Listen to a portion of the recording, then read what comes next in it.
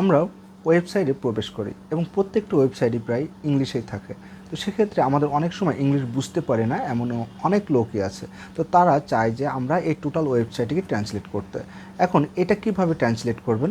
যেমন ধরুন আমি একটা ওয়েবসাইট ওপেন করবো, সে ওয়েবসাইটে টোটালটা আমি বাংলাতে ট্রান্সলেট করব। এটা কিভাবে করবেন চলুন আমি প্রথম থেকে শেষ পর্যন্ত দেখে দিচ্ছি। আর যারা আমার পেজে আজ প্রথম, তারা ভিডিওটি শেয়ার করে অবশ্যই ফলো করতে ভুলবেন না। তো দেখুন আমি এখানে একটা ওয়েবসাইট ওপেন করেছি চার্লি চ্যাপলিনের।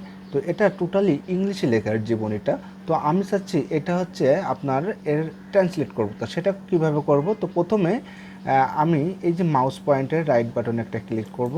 করার পরে আমি এখানে দেখতে পারবো যেখানে ট্রান্সলেট বাংলা। তো সেক্ষেত্রে আপনার কিন্তু ট্রান্সলেট বাংলা নাও থাকতে পারে, এখানে আসবে যে ট্রান্সলেট। তো এটার উপরে আপনি ক্লিক করবেন। করার পরে আমার এটা অলরেডি বাংলা হয়ে গেছে, যেহেতু বাংলা আগে থেকে সিলেক্ট করা ছিল।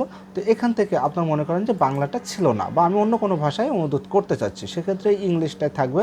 তো আপনারা এই যে পাশের থ্রি ডট আইকন আছে, থ্রি ডট আইকনে ক্লিক করবেন। করার পরে আপনারা এখান থেকে চলে যাবেন যে চুজ অ্যানাদার ল্যাঙ্গুয়েজ। এই চুজ অ্যানাদার ল্যাঙ্গুয়েজ আপনি ক্লিক করলেন। করার পরে আপনি এখান থেকে এই যে যে এটা আছে এখানে অ্যারোতে ক্লিক করবেন। করার পরে দেখবেন আপনার এখানে অনেকগুলো ভাষা আছে। আপনি যে ভাষায় আপনি এটা দেখতে চাচ্ছেন সেটা আপনি সিলেক্ট করে নেবেন। যেহেতু বাংলা আমরা দেখেছি, আমি অন্য একটা ভাষা সিলেক্ট করে দেখাইতে পারি। যেমন অ্যারাবিক আছে, অ্যারাবিকটা ক্লিক করলাম। করার পরে আপনি এখানে ট্রান্সলেটে ক্লিক করলেন। তো দেখুন আমাদের টোটাল ওয়েবসাইটে কিন্তু অ্যারাবিকে চলে আসলো।